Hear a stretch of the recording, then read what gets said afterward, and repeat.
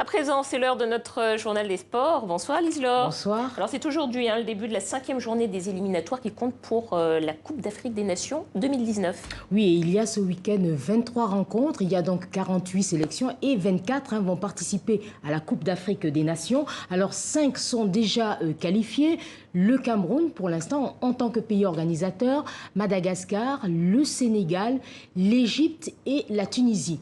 Alors la première rencontre cet après-midi opposée à Juba, le Soudan du Sud au Burundi. Les Hirondelles se sont imposées par 5-2 avec un triplé d'Abdul Razak Fiston. Le Burundi reste donc toujours invaincu et garde la tête de son groupe. L'Égypte a battu la Tunisie par 3-2 avec un but de Mohamed Salah. Et en ce moment, le Maroc mène le Cameroun par 2-0. Ce serait vraiment une première car le Maroc n'a jamais battu le Cameroun. Et il y a même eu une expulsion de Karl Toko Ekambi, le joueur du Villarreal. Bon, et demain, ça se poursuit donc avec 13 rencontres, c'est bien ça? 13 rencontres et parmi les plus attendues, Afrique du Sud, Nigeria. Le Gabon sans Aubameyang mais avec Mario Lemina recevra le Bénin, le Mali, et le Bénin ira à Banjul affronter la Gambie. Les écureuils sont favoris, mais Khaled Adeno, qui est l'un des tauliers de la défense béninoise, reste méfiant. On l'écoute au micro de Karim Baldé et de Louis Decroix. On a 7 points avec l'Algérie. Là, on a un pas, on peut jouer un pas à la Coupe d'Afrique, mais bon, il reste encore 2 matchs. On va essayer de gagner au moins ce match pour se qualifier. On sait que ça va être compliqué, mais bon, on a un bon groupe. Donc, du coup, on va essayer d'aller en Gambie, essayer de prendre le point qu'il faut pour se qualifier. Ça fait 10 ans qu'on n'a pas été à la CAN, donc du coup, ça fait beaucoup. Hein. Donc, du coup, tout le monde est concentré pour se qualifier pour cette CAN. Ouais.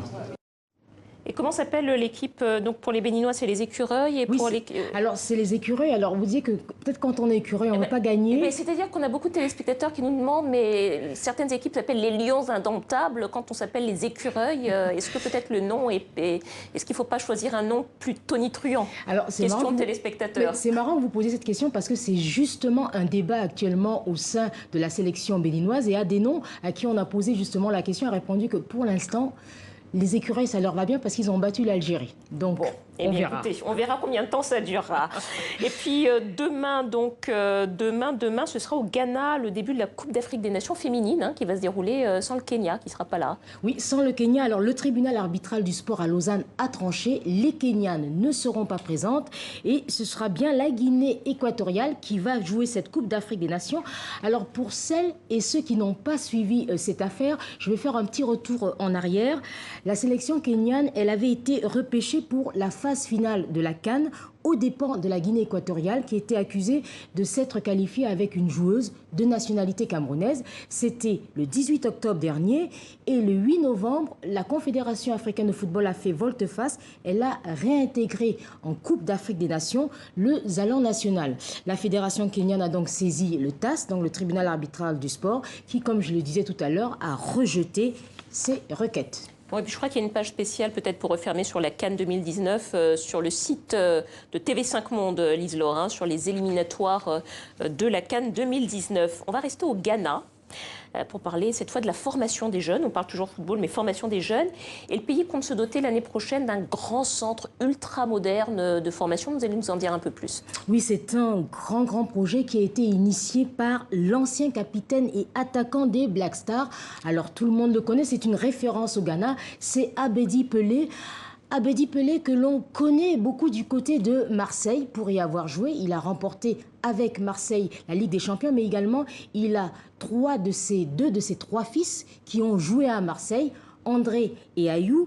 Alors, il a pris sa retraite en 2000 et depuis qu'il a pris sa retraite en 2000, il a fait beaucoup d'affaires et il s'est consacré à la formation en attendant le centre. Je vous propose de suivre le parcours d'un jeune homme qui s'appelle Abdul Karim Issaka. Une caisse remplie de cahiers et de livres et sa valise, c'est avec ce strict minimum que Karim, 16 ans, a quitté sa famille pour s'installer dans cette maison aménagée en dortoir. Chaque matin, sans perdre une minute, il se rend au collège avant de retrouver à 15h30 ses coéquipiers sur le campus universitaire pour une séance d'entraînement de 3 heures.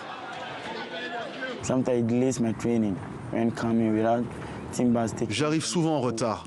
Dès que je termine mes cours, il faut rapidement que je rattrape un bus pour aller à Istigon de l'autre côté de la ville pour m'entraîner. Quand on vient ici pour s'entraîner, on ne rigole pas. Il faut être sérieux car nous avons de l'ambition.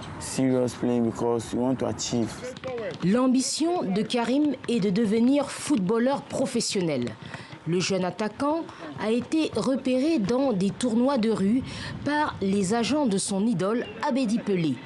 Propriétaire du Nania FC, un club de 2e division, l'ancien international investit à la fois dans l'éducation et la formation. Vous savez, pour réussir à devenir professionnel en étranger, c'est pas facile. C'est pas facile du tout. Tu peux garder ton équipe plus que 10 ans qu'il n'y a personne qui sort. Et tu perds l'argent. Si tu n'es pas motivé, pour aider les citoyens ou les peuples, je crois que ce boulot-là, tu ne peux pas faire. Parmi les risques encourus, les blessures. Soigné dans un premier temps par un médecin traditionnel, Bernard Pau, jeune gardien de 12 ans, a pu, grâce au club, être opéré à la suite d'une fracture du tibia. 3 jours après sa chirurgie, il ne souffre plus et sa jambe est maintenant immobilisée. Nous accueillons régulièrement des blessés comme ça, mais un hôpital de médecine sportive, un centre de traumatologie sportive, il n'y en a pas encore dans ce pays. Une clinique intégrée à un vaste complexe sportif, c'est le chantier qu'a débuté depuis 2017 à Abedi Pelé. L'ouverture du centre est prévue à la fin de l'année 2019. Voilà, et on va terminer ce journal juste pour rappeler que toujours en ce moment, le Maroc mène le Cameroun par 2-0. Très mauvais résultat pour le sélectionneur hollandais, Clarence Seedorf. Bon, on aura les résultats définitifs demain. Merci beaucoup, Lise Laure.